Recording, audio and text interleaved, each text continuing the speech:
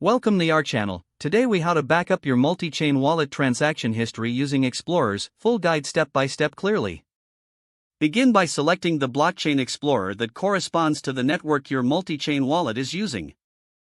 Open your preferred web browser and type in the URL for the chosen blockchain explorer.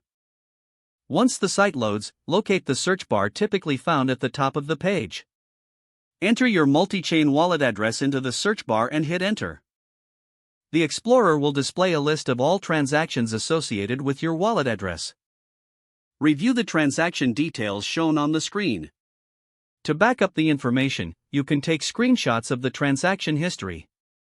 Alternatively, you can select the option to export data if the Explorer provides that feature. In some Explorers, you may have the option to download a CSV file containing your transaction history. Locate the download button or export option and click to start the download. Once the file is saved to your computer, open it to ensure all transaction details are captured correctly.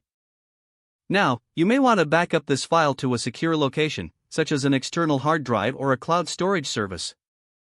Additionally, make it a habit to regularly back up your transaction history for ongoing security. Repeat this process for each blockchain network your multi-chain wallet interacts with. By following these steps, you'll have a comprehensive backup of your multi-chain wallet transaction history. If the page does not load, refresh the browser or try again in a private or incognito window. Make sure you are using the correct email address, then retype it carefully to avoid small typos. If your password is not accepted, use the reset option and create a new strong password you can remember. Check your spam folder for verification or security emails, then complete any requested confirmation steps.